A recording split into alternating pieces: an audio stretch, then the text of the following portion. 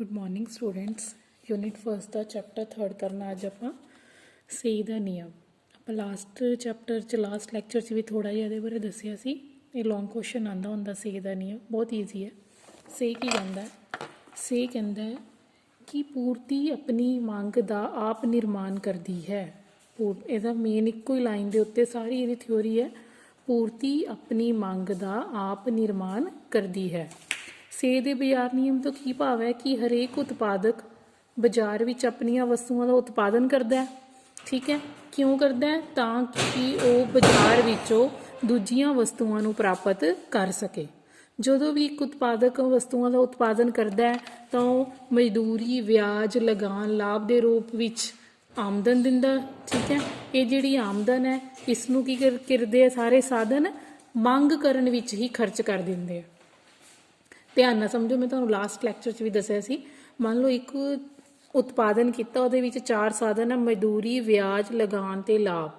ਸਾਰਿਆਂ ਨੂੰ, ਮਜ਼ਦੂਰ ਨੂੰ ਮਜ਼ਦੂਰੀ ਮਿਲ ਗਈ, ਪੂੰਜੀ ਵਾਲੇ ਨੂੰ ਵਿਆਜ, ਮਜ਼ਦੂਰ ਨੂੰ ਭੂਮੀ ਨੂੰ ਲਗਾਨ ਮਿਲ ਗਿਆ। ਠੀਕ ਹੈ, ਤੇ ਐਂਟਰਪ੍ਰੇਨਿਓਰ ਨੂੰ ਲਾਭ। ਹੁਣ ਇਹਨਾਂ 4 ਸਾਧਨਾਂ ਨੂੰ ਜਿਹੜੀ ਇਨਕਮ ਹੋਈ, ਇਹ ਕੀ ਹੋ ਗਈ? ਉਹਨਾਂ ਦੀ ਸਾਧਨ ਆਮਦਨ। ਤੇ ਇਸੇ ਸਾਧਨ ਆਮਦਨ ਦੇ ਨਾਲ ਜਿਹੜੀ ਉਹਨਾਂ ਦੀ ਪ੍ਰੋਡਕਸ਼ਨ ਹੋਈ ਹੈ, ਉਹਨਾਂ ਨੇ ਉਹਦਾ ਡਿਮਾਂਡ ਕਰਨਾ। ਇੱਕ ਵਾਰੀ ਫਿਰ ਦੱਸ ਦਿੰਦੀ ਮੈਂ ਤੁਹਾਨੂੰ। ਜਿਵੇਂ ਪੂਰੀ ਇਕੋਨਮੀ ਦੇ ਵਿੱਚ ਆਪਾਂ ਐਗਜ਼ਾਮਪਲ ਚੱਲੀ ਸੀ, 100 ਕਰੋੜ ਦਾ ਉਤਪਾਦਨ ਹੋਇਆ। ਇਸ 100 ਕਰੋੜ ਦੇ ਉਤਪਾਦਨ ਦੇ ਵਿੱਚ ਜੁੱਤੀਆਂ ਵੀ ਬਣੀਆਂ, ਕੱਪੜੇ ਵੀ ਬਣੇ, ਖਾਣ ਵਾਲਾ ਸਮਾਨ ਵੀ ਬਣਿਆ, ਮਸ਼ੀਨਾਂ ਵੀ ਬਣੀਆਂ, ਹਰ ਤਰ੍ਹਾਂ ਦਾ ਉਤਪਾਦਨ। ਟੋਟਲ 100 ਕਰੋੜ ਦੀ ਇਕੋਨਮੀ ਹੈ। ਫੋਰ ਐਗਜ਼ਾਮਪਲ 25 ਕਰੋੜ ਲੈਂਡ ਨੂੰ, ਠੀਕ ਹੈ, 25 ਕਰੋੜ ਲੇਬਰ ਨੂੰ, 25 ਕਰੋੜ ਐਂਟਰਪ੍ਰੇਨਿਓਰ ਨੂੰ ਤੇ 25 ਕਰੋੜ ਕੈਪੀਟਲ ਨੂੰ। 100 ਕਰੋੜ ਨੂੰ ਐਵੇਂ ਵੰਡਤਾ 25-25 ਕਰੋੜ 'ਚ ਆਪਾਂ। ਇਹ 25 ਕਰੋੜ ਜੇ ਲੈਂਡ ਨੂੰ ਮਿਲਿਆ ਤੇ ਉਹਨੇ ਕੀ ਕਰਨਾ ਹੈ? ਇਹ 25 ਦਾ 25 ਕਰੋੜ ਉਹਨੇ ਖਰਚ ਕਰ ਦੇਣਾ ਜਿੰਨੀ ਇਕੋਨਮੀ 'ਚ ਪ੍ਰੋਡਕਸ਼ਨ ਹੋਈ ਹੈ ਉਹਦੀ ਡਿਮਾਂਡ ਕਰਨ 'ਚ। ਹਾਂ, ਕਿਸੇ ਹਾਲਾਤ ਦੇ ਵਿੱਚ ਕਹਿੰਦਾ ਹੋ ਸਕਦਾ ਹੈ ਕਿ ਜਿਹੜੀ ਸਾਡਾ ਖਰਚ ਹੈ ਉਹ ਆਮਦਨ ਨਾਲੋਂ ਥੋੜਾ ਘੱਟ ਜੇ। ਜਿਵੇਂ ਆਪਾਂ 25 ਲੱਖ 'ਚੋਂ 20 ਲੱਖ ਖਰਚੀਏ, 5 ਲੱਖ ਬਚ ਗਿਆ। ਇਹ 5 ਲੱਖ ਜੇ ਬਚ ਜਾਂਦਾ ਤੇ ਉਹ ਕਹਿੰਦਾ ਉਹ ਬਚੂਗਾ ਨਹੀਂ, ਉਹ ਬਚਤ ਦਾ ਉਹ ਕੀ ਹੋ ਜਾਊਗਾ? ਨਿਵੇਸ਼। ਬਚਤ ਤੇ ਨਿਵੇਸ਼ ਆਪਸ ਵਿੱਚ ਬਰਾਬਰ ਹੋ ਜੂਗੇ। ਉਹਦੇ ਨਾਲ ਵੀ ਕੀ ਹੋਏਗਾ ਕਿ ਜਿਹੜੀ ਪੂਰਤੀ ਹੈ, ਜਿਹੜੀ ਸਾਡੀ ਡਿਮਾਂਡ ਹੈ, ਉਹ ਪੂਰਤੀ ਦੇ ਬਰਾਬਰ ਹੋ ਜਾਏਗੀ। ਸਮਝ ਆ ਗਈ? ਪੂਰਤੀ ਆਪਣੀ ਮੰਗ ਦਾ ਆਪ ਨਿਰਮਾਣ ਕਰਦੀ ਹੈ। ਇਹ ਪੂਰਤੀ ਹੋਈ 100 ਕਰੋੜ ਦੀ, ਇਹਨੇ ਆਪਣੀ ਡਿਮਾਂਡ ਆਪ ਹੀ ਕ੍ਰੀਏਟ ਕਰ ਲਈ ਲੋਕਾਂ ਨੂੰ ਇਨਕਮ ਦੇ ਕੇ, ਕਿਉਂਕਿ ਜਿਹੜੀ ਇਨਕਮ ਮਿਲੀ ਹੈ ਉਹ ਇਸ ਇਨਕਮ ਨੂੰ ਯੂਜ਼ ਕਰਨਗੇ ਇਸ ਪੂਰਤੀ ਨੂੰ ਖਰੀਦਣ ਵਾਸਤੇ। ਠੀਕ ਹੈ, ਫਿਰ ਸੇ ਦੇ ਨਿਯਮ ਦੀਆਂ ਮਾਨਤਾਵਾਂ ਥੋੜਾ ਜਿਹਾ ਰੀਡ ਕਰ ਲਿਓ ਬਸ। ਪੂਰਨ ਮੁਕਾਬਲਾ ਅਰਥ ਵਿਵਸਥਾ ਉਹ ਹੁੰਦੀ ਹੈ ਜਿੱਥੇ ਜੇ ਵਸਤੂਆਂ ਜਾਂ ਸਾਧਨਾਂ ਦੀ ਮੰਗ ਅਤੇ ਪੂਰਤੀ ਇੱਕ ਦੂਜੇ ਦੇ ਬਰਾਬਰ ਨਹੀਂ ਹੈ ਤਾਂ ਕੀਮਤ ਵਿੱਚ ਇਸ ਤਰ੍ਹਾਂ ਪਰਿਵਰਤਨ ਹੋਵੇਗਾ ਕਿ ਆਪਣੇ ਆਪ ਸੰਤੁਲਨ ਵਿੱਚ ਆ ਜਾਏਗਾ।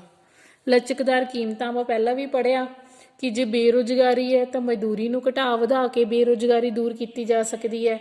ਠੀਕ ਹੈ, ਤੇ ਜੇ ਪੂੰਜੀ ਬਚਤ ਤੇ ਨਿਵੇਸ਼ ਵਿੱਚ ਫਰਕ ਆ ਰਿਹਾ, ਬਚਤ ਜ਼ਿਆਦਾ ਹੈ, ਨਿਵੇਸ਼ ਘੱਟ ਹੈ, ਵਿਆਜ ਦੀ ਦਰ ਵਧਾ ਦਿਓ ਤਾਂ ਕਿ ਜਿਹੜੇ ਬਚਤ ਕਰ ਰਹੇ ਹੋ ਜ਼ਿਆਦਾ ਤੋਂ ਜ਼ਿਆਦਾ ਨਿਵੇਸ਼ ਕਰਨ।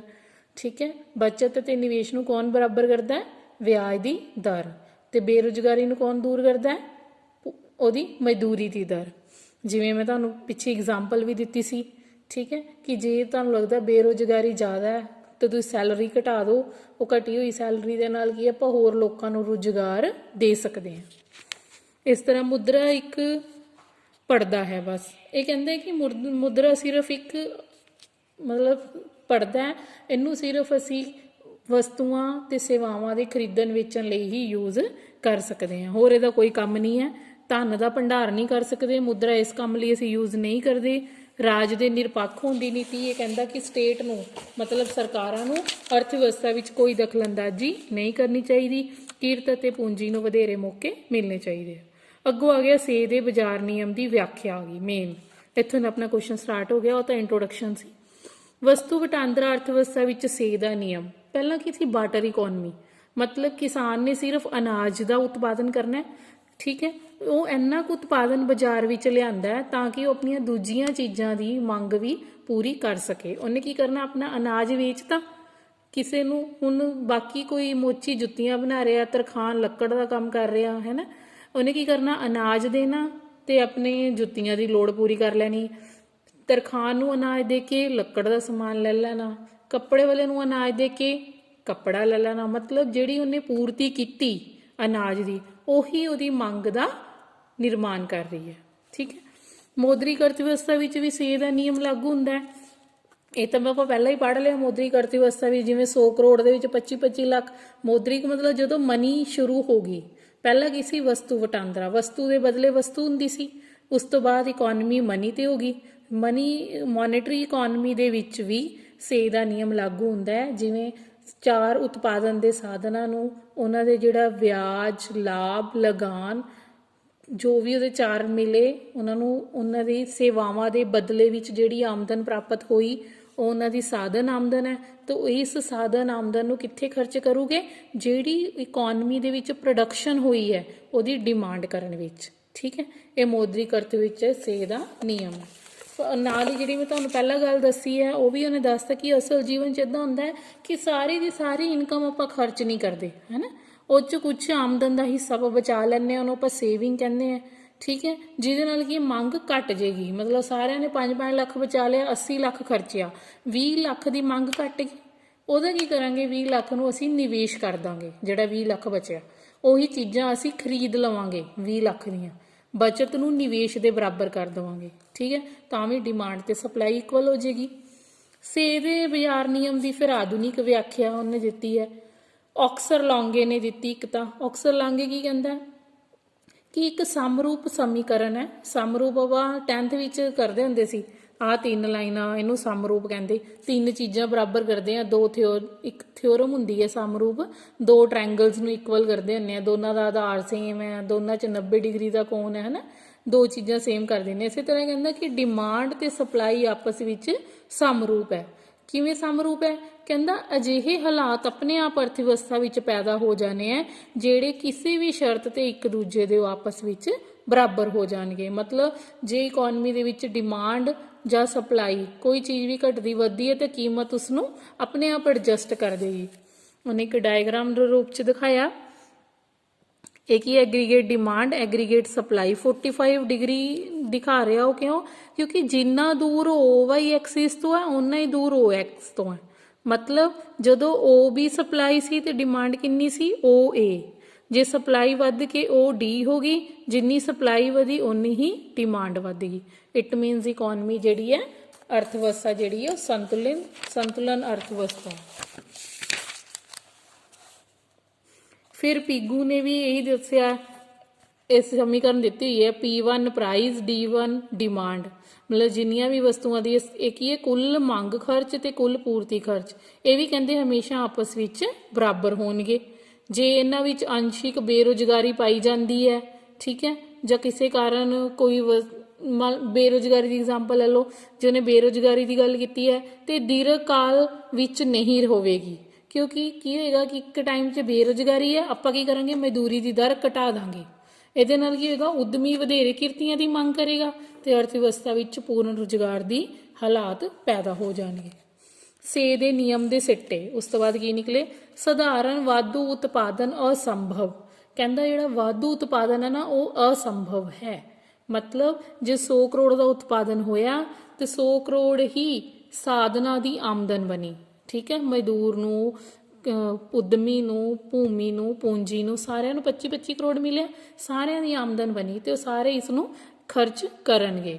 ਜੇ ਕਿਸੇ ਮੰਨ ਲਓ ਕਿਸੇ ਟਾਈਮ ਲਈ ਉਹ ਥੋੜਾ ਪੈਸਾ ਬਚਾ ਵੀ ਲੈਂਦੇ, ਜਿਹਨੂੰ ਉਹ ਬਚਤ ਕਹਿੰਦੇ ਆ, ਬਟ ਲੌਂਗ ਪੀਰੀਅਡ ਵਿੱਚ ਉਹ ਉਸ ਬਚਤ ਦਾ ਨਿਵੇਸ਼ ਕਰ ਦੇਣਗੇ, ਜਿਹਦੇ ਨਾਲ ਮੰਗ ਤੇ ਪੂਰਤੀ ਆਪਸ ਵਿੱਚ ਬਰਾਬਰ ਹੋ ਜਾਵੇਗੀ।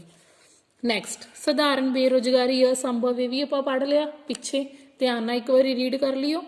ਬੇਰੁਜ਼ਗਾਰੀ ਅਸੰਭਵ ਦਾ ਮਤਲਬ ਹੈ ਕਿ ਜਦੋਂ ਇਕੋਨਮੀ 'ਚ ਬੇਰੁਜ਼ਗਾਰੀ ਹੈ, ਮਤਲਬ ਮਜ਼ਦੂਰੀ ਦੀ ਦਰ ਘਟਾ ਦਿੱਤੀ ਜਾਵੇਗੀ ਤੇ ਉਦਮੀ ਕੀ ਕਰੇਗਾ, ਘਟੀ ਹੋਈ ਮਜ਼ਦੂਰੀ ਤੇ ਹੋਰ ਲੋਕਾਂ ਨੂੰ ਰੁਜ਼ਗਾਰ ਦੇਗਾ, ਜਿਹਦੇ ਨਾਲ ਬੇਰੁਜ਼ਗਾਰੀ ਦੂਰ ਹੋ ਜਾਏਗੀ। ਅੰਸ਼ਿਕ ਅਤੀ ਉਤਪਾਦਨ ਅਤੇ ਅੰਸ਼ਿਕ ਬੇਰੁਜ਼ਗਾਰੀ ਸੰਭਵ ਹੈ। ਕਹਿੰਦੇ ਕੁਝ ਟਾਈਮ ਪੀਰੀਅਡ ਲਈ ਉਤਪਾਦਨ ਜ਼ਿਆਦਾ ਹੋ ਸਕਦਾ ਨੈਕਸਟ ਸਲੋਟ ਦੇ ਵਿੱਚ ਉਹ ਉਹਨੂੰ ਧਿਆਨ ਵਿੱਚ ਰੱਖ ਕੇ ਪ੍ਰੋਡਕਸ਼ਨ ਕਰਨ। ਉਤਪਾਦਨ ਜੇ ਮੰਨ ਲਓ ਪਿਛਲਾ 20 ਲੱਖ ਦਾ ਬਚਿਆ ਪਿਆ, 80 ਲੱਖ ਖਰਚਿਆ ਤੇ ਨੈਕਸਟ ਟਾਈਮ ਉਹ 80 ਲੱਖ ਦਾ ਉਤਪਾਦਨ ਕਰ ਲੂਗੇ, ਠੀਕ ਹੈ, ਉਹ 20 ਨੂੰ ਵਿੱਚ ਕਾਊਂਟ ਕਰ ਲੂਗੇ।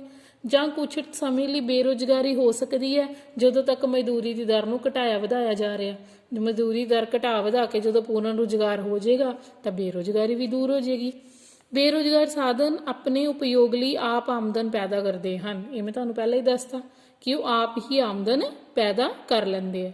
ਸਵੈ ਸੁਮੇਲ ਤਾਂ ਤੁਹਾਨੂੰ ਦੱਸ ਹੀ ਦਿੱਤਾ, ਜੇ ਬੇਰੁਜ਼ਗਾਰੀ ਦੂਰ ਕਰਨੀ ਹੈ ਮਜ਼ਦੂਰੀ ਘਟਾ ਵਧਾ ਦਿਓ, ਬਚਤ ਤੇ ਨਿਵੇਸ਼ ਇਕੁਅਲ ਕਰਨਾ ਹੈ ਇੰਟਰਸਟ ਰੇਟ ਨੂੰ ਘਟਾ ਵਧਾ ਦਿਓ। ਬਚਤ ਤੇ ਨਿਵੇਸ਼ 'ਚ ਸਮਾਨਤਾ ਕੀ ਚੀਜ਼ ਲਿਆਂਦੀ ਹੈ? ਵਿਆਜ ਦੀ ਦਰ। ਅਸੀਮਿਤ ਉਤਪਾਦਨ ਅਤੇ ਪੂੰਜੀ ਨਿਰਮਾਣ ਦੀ ਸੰਭਾਵਨਾ।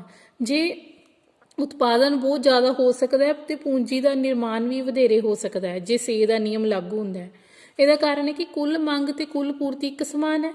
ਜੇਕਰ ਉਤਪਾਦਨ ਵਿੱਚ ਵਾਧਾ ਹੋਏਗਾ ਤਾਂ ਮੰਗ ਵਿੱਚ ਵੀ ਵਾਧਾ ਹੋਏਗਾ। ਨੈਚੁਰਲੀ ਜੇ ਤੁਸੀਂ 200 ਕਰੋੜ ਦਾ ਉਤਪਾਦਨ ਕਰੋਗੇ ਤੇ ਮੰਗ ਵੀ 200 ਕਰੋੜ ਦੀ ਹੋਏਗੀ। ਇਸ ਲਈ ਉਤਪਾਦਨ ਵਿੱਚ ਹੋਣ ਵਾਲਾ ਵਾਧਾ ਲਾਭਦਾਇਕ ਹੋਵੇਗਾ।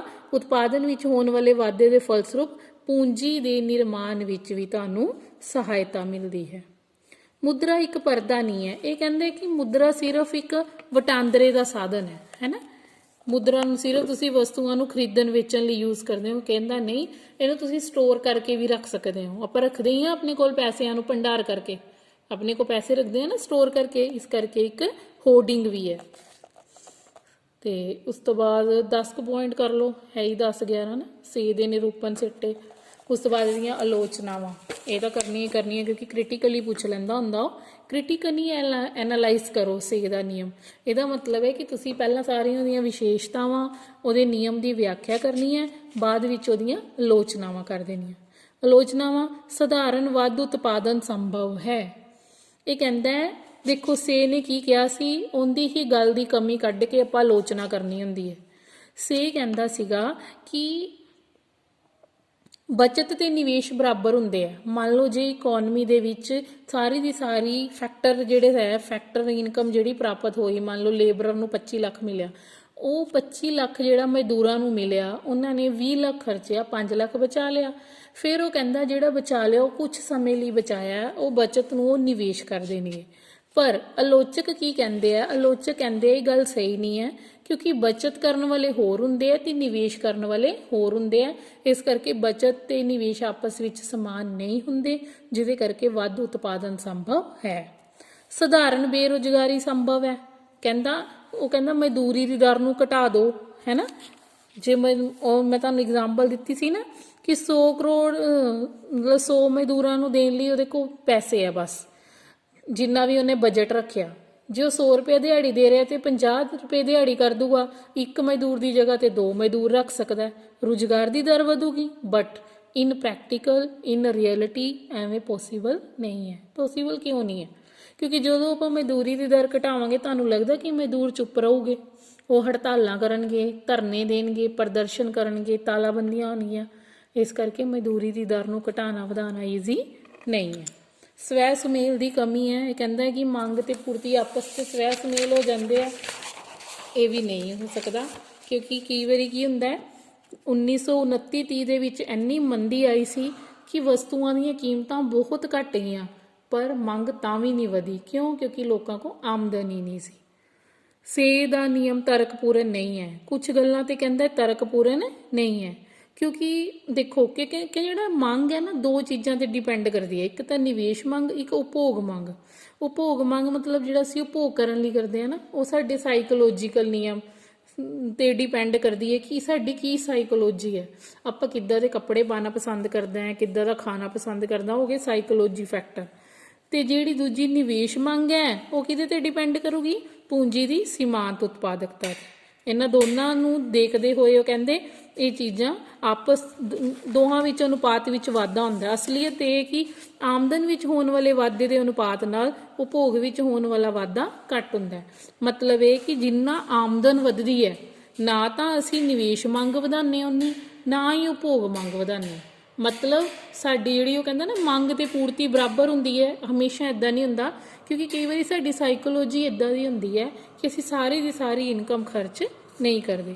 ਬਚਤ ਅਤੇ ਨਿਵੇਸ਼ ਵਿੱਚ ਸੰਤੁਲਨ ਵੀ ਉਹਨੇ ਦੱਸਿਆ ਕਿ ਕਹਿੰਦਾ ਵਿਆਜ ਦੀ ਦਰ ਨਾਲ ਹੋ ਜਾਂਦਾ, ਪਰ ਅਸਲ ਵਿੱਚ ਐਵੇਂ ਨਹੀਂ ਹੁੰਦਾ। ਹੁਣ ਤੁਸੀਂ ਮੰਨ ਲਓ ਕਿ ਵਿਆਜ ਦੀ ਦਰ ਬਹੁਤ ਘੱਟ ਹੈ, ਜੇ ਤੁਹਾਡੇ ਕੋਲ ਇਨਕਮ ਹੀ ਨਹੀਂ ਹੈ ਤਾਂ ਤੁਸੀਂ ਉਹਨੂੰ ਕਿੱਥੇ ਇਨਵੈਸਟ ਕਰ ਲਓਗੇ, ਹੈ ਨਾ। ਮੁਦਰਾ ਸਿਰਫ ਵਟਾਂਦਰੇ ਦਾ ਸਾਧਨ ਨਹੀਂ ਹੈ, ਇਹਨੂੰ ਤੁਸੀਂ ਬਚਾ ਕੇ ਵੀ ਰੱਖ ਸਕਦੇ ਹੋ। ਰਾਜ ਦੇ ਦਖਲ ਦੀ ਲੋੜ ਹੈ। ਜਦੋਂ ਬਹੁਤ ਜ਼ਿਆਦਾ ਬੇਰੁਜ਼ਗਾਰੀ ਪੈਦਾ ਹੋ ਜਾਵੇ, ਮਹਿੰਗਾਈ ਵਧਣ ਲੱਗ ਜੇ, ਤਾਂ ਸਰਕਾਰ ਨੂੰ ਇੰਟਰਫੇਅਰ ਕਰਕੇ ਇਹਨਾਂ ਚੀਜ਼ਾਂ ਨੂੰ ਕੰਟਰੋਲ ਕਰਨਾ ਚਾਹੀਦਾ ਹੈ। ਪੂਰਨ ਮੁਕਾਬਲੇ ਦੀ ਉਹ ਵਾਸਤਵਿਕ ਧਾਰਨਾ ਹੈ। ਪੂਰਨ ਮੁਕਾਬਲਾ ਨਹੀਂ ਪਾਇਆ ਜਾਂਦਾ ਅੱਜ ਦੇ ਸਮੇਂ ਵਿੱਚ। ਦੀਰਘਕਾਲੀ ਸੰਤੁਲਨ, ਵਪਾਰ ਚੱਕਰ। ਵਪਾਰ ਚੱਕਰਾਂ ਬਾਰੇ ਤਾਂ ਇਹਨੇ ਦੱਸਿਆ ਹੀ ਨਹੀਂ, ਕਿਉਂਕਿ ਵਪਾਰ ਚੱਕਰ ਕੀ ਕਹਿੰਦਾ, ਕਦੀ ਮੰਦੀ ਆਉਂਦੀ ਹੈ, ਕਦੀ ਤੇਜ਼ੀ ਆਉਂਦੀ ਹੈ ਨਾ, ਉਹਨਾਂ ਦੀ ਇਹਨੇ ਕੋਈ ਗੱਲ ਨਹੀਂ ਕੀਤੀ। ਅੰਸ਼ਿਕ ਉਤਪਾਦ ਸੰਤੁਲਨ ਦੇ ਸਿੱਟਿਆਂ ਨੂੰ ਸਧਾਰਨ ਸੰਤੁਲਨ ਤੇ ਲਾਗੂ ਕਰਨਾ। ਕਹਿੰਦਾ ਕੁਝ ਸਮੇਂ ਲਈ ਬੇਰੁਜ਼ਗਾਰੀ ਨੂੰ ਤੁਸੀਂ ਦੂਰ ਕਰ ਸਕਦੇ ਹੋ, ਕੁਝ ਸਮੇਂ ਲਈ ਉਤਪਾਦਨ ਨੂੰ ਬਰਾਬਰ ਕਰ ਸਕਦੇ ਹੋ। ਇਹ ਤਾਂ ਅੰਸ਼ਿਕ ਸੰਤੁਲਨ ਹੋਇਆ ਨਾ, ਕੁਝ ਸਮੇਂ ਵਾਲਾ।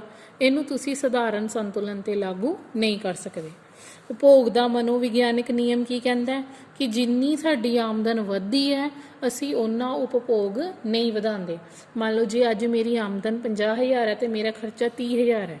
ਜੇ ਮੇਰੀ ਆਮਦਨ 80,000 ਹੋ ਜੂਗੀ, ਮੰਨ ਲਓ ਮੇਰੀ ਆਮਦਨ ਵਧੀ 30,000 ਪਰ ਖਰਚਾ ਮੈਂ ਕਿੰਨਾ ਕਰੂੰਗੀ 40,000, 10,000 ਵਧਾਉਂਗੀ। ਮਤਲਬ ਜਿਸ ਰੇਸ਼ੋ ਦੇ ਵਿੱਚ ਸਾਡੀ ਇਨਕਮ ਵੱਧਦੀ ਹੈ ਉਸ ਰੇਸ਼ੋ ਵਿੱਚ ਅਸੀਂ ਖਰਚਾ ਨਹੀਂ ਕਰਦੇ, ਜਿਹਦੇ ਕਰਕੇ ਮੰਗ ਤੇ ਪੂਰਤੀ ਆਪਸ ਵਿੱਚ ਡਿਫਰੈਂਸ ਕ੍ਰੀਏਟ ਹੋ ਜਾਂਦਾ। ਠੀਕ ਹੈ, ਆ ਹੋ ਗਈਆਂ ਤੁਹਾਡੀਆਂ ਆਲੋਚਨਾਵਾਂ। ਸੇ ਦਾ ਨਿਯਮ, ਇਹ ਤੁਹਾਨੂੰ ਕੁਐਸਚਨ ਕਿੱਦਾਂ ਆਊਗਾ, ਸੇ ਦੇ ਨਿਯਮ ਦਾ ਆਲੋਚਨਾਤਮਕ ਵਿਆਖਿਆ ਕਰੋ। ਠੀਕ ਹੈ, ਇਹ ਕੇਂਦਰ ਵਾਲੀ ਆ ਗਈ। ਸੇ ਦੇ ਬਾਜ਼ਾਰ ਨਿਯਮ ਦੀ ਵਿਆਖਿਆ ਕਰੋ, ਤੇ ਇਸ ਨਿਯਮ ਦੇ ਸਿੱਟੇ ਵੀ ਮੈਂ ਤੁਹਾਨੂੰ ਕਰਵਾਤੇ ਆ। ਵਿਆਖਿਆ ਕਰਕੇ ਆਲੋਚਨਾ ਆ ਗਈ ਆ। 2 ਕੁਐਸਚਨ ਇੱਦਾਂ ਨਾਲ ਤਿਆਰ ਕਰਨੇ ਆ। ਠੀਕ ਹੈ, ਇਹ ਹੋ ਗਿਆ ਤੁਹਾਡਾ 3rd ਚੈਪਟਰ।